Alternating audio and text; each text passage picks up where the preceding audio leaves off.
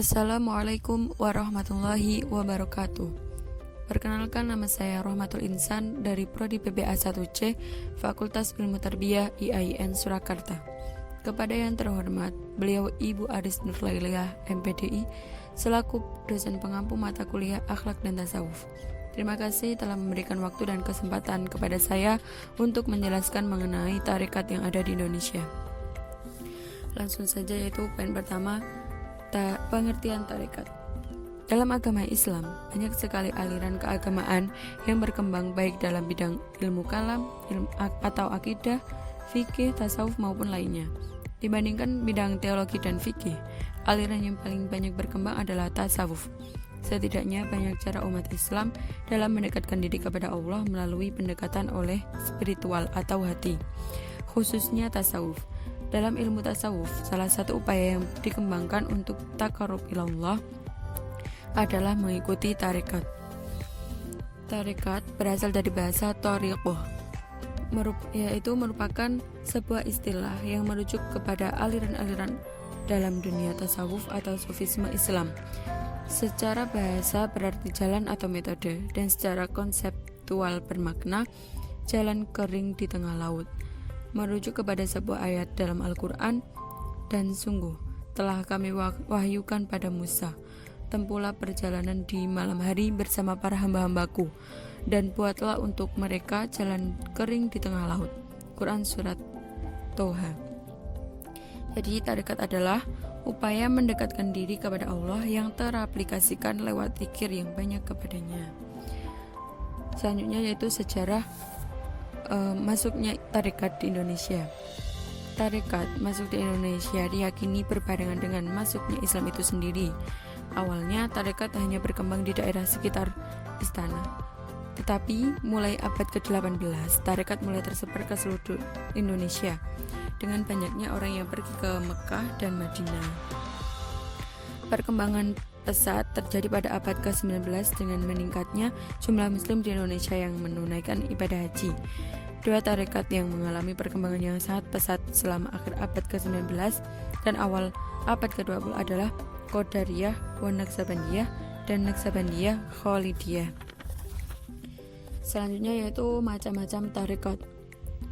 Di Indonesia sendiri banyak sekali praktek-praktek tarekat yang tersebar. Semuanya dikelompokkan oleh ulama sufi menjadi dua kelompok. Yang pertama yaitu tarekat Mu'tabaroh dan tarekat Ghairu Mu'tabaroh. Tarekat Mu'tabaroh maksudnya itu tarekat yang mempunyai sanad atau mata rantai yang tidak terputus atau bersambung kepada Rasulullah SAW. Sedangkan tarekat Ghairu Mu'tabaroh yaitu tarekat yang sanadnya terputus atau tidak sampai kepada Rasulullah. Berikut adalah beberapa tarekat yang ada di Indonesia. Pertama yaitu tarekat Naqsabandiyah, tarekat Syatariyah, tarekat Qadariyah, dan tarekat Rifaiyah. Tarekat Naqsabandiyah merupakan salah satu tarekat yang luas penyebarannya, umumnya di wilayah Asia, Bosnia Herzegovina, di wilayah Dagestan, Rusia. Di Indonesia sendiri dipopulerkan oleh Syekh Abdul Wahab Rohan Babussalam. Ajarannya yaitu hidup dengan sederhana, tegas dalam pendirian, saling tolong-menolong, hidup toleransi, dan mawas diri. Tarekat Naqsabandiyah bermula di Bukhara pada abad ke-14 dan mulai tersebar dalam dunia muslim. Tarekat ini mengutamakan pada pemahaman hakikat dan tasawuf yang mengandung unsur-unsur pemahaman rohani yang spesifik, seperti tentang rasa atau dzauq.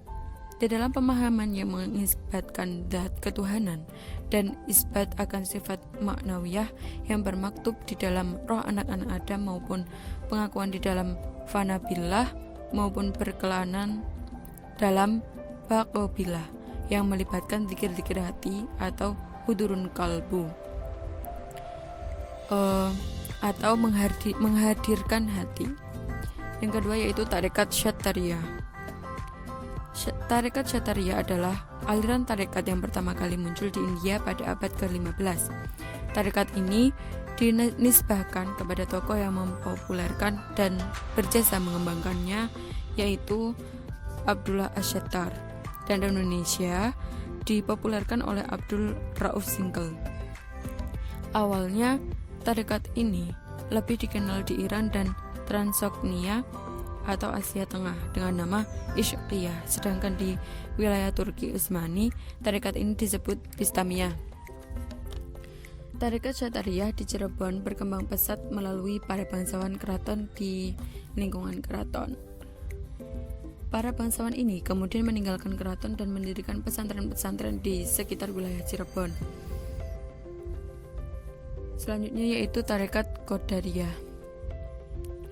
Tarekat Qadariyah adalah sebuah tarekat yang didirikan oleh Syekh Abdul Qadir Al-Jailani Al-Baghdadi. Tarekat Qadariyah berkembang dan berpusat di Irak dan Suriah. Tarekat ini sudah berkembang sejak abad ke-13. Namun, meski sudah berkembang sejak abad ke-13, tarekat ini baru dikenal di dunia pada abad ke-15 Masehi.